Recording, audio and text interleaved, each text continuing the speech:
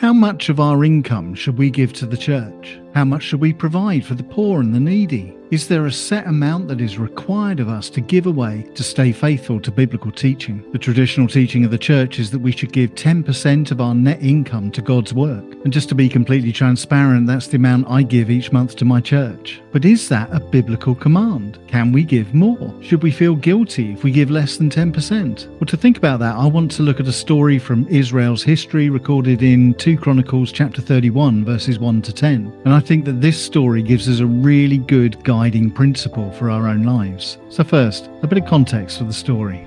It's set in the reign of King Hezekiah, who was king of Judah in the 7th century BC. And as a king, he was a bit of a golden boy in the Bible. He knew that his people had moved away from the true worship of God, so he set up a whole series of reforms to re-establish the true worship of God in his nation. He reorganized temple worship. He reinstated the Passover as a key act of remembrance each year. Hezekiah was a deeply spiritual king who wanted to put God at the center of everything. And we see that God-centered activity right at the start of this passage in verse 1. After the festival ended, all the people of Israel went to every city in Judah and broke the stone pillars, cut down the symbols of the goddess Asherah, and destroyed the altars and the pagan places of worship. The people of God were meeting together for festival worship, and they were so moved by God that they went out and smashed up anything they could find that was dishonoring to him. They weren't prepared to tolerate anything that stood between them and God. And so it should be with us. We should be prepared to smash up the things in our own lives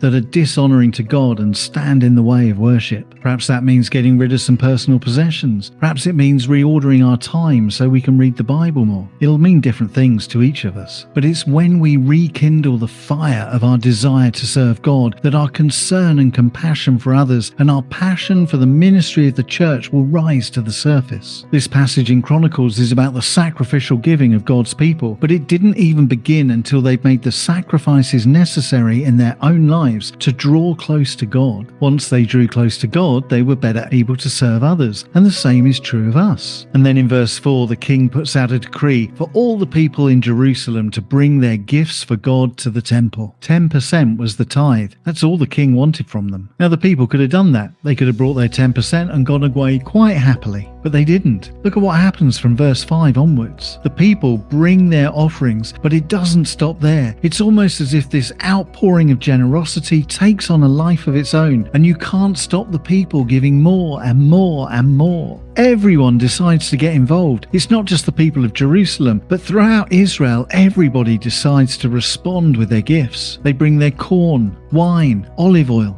farm produce, cattle and sheep. And it says in verse 7 that the gifts continued to pile up for 7 months. There was no limit to their generosity. They didn't give grudgingly. It was a welcome opportunity for them to be generous. Why? Well, because quite simply, as it says in verse 6, they saw their financial giving as an opportunity to give to God as well as to those in need. Now, we're not talking about rich people here. This is not a story about Israel's millionaires. This is a story about ordinary people, you and me, people who may not have much to offer at all. But they heard the call and they saw the need, and whatever they could afford to give, no matter how large or small, they gave it. And that is the spiritual transformation that God works in our hearts. It's the attitude of giving that is so important, an attitude of sacrifice, an attitude of worship, an attitude of giving all we can to God and the work of His kingdom. Financial giving is part of our worship, and it's a response to the fact of what God has first given us. In verse 10, Azariah says this, "Since the people started bringing their gifts to the temple, there has been enough to eat and a large surplus besides. We have all this because the Lord has blessed His people." The message of this passage quite clearly is that we have a responsibility to give because of all that we've received from God. As we receive from God, so we are to give to others. So does that have to be 10% of your net income? In all honesty, the amount you give is between you and God.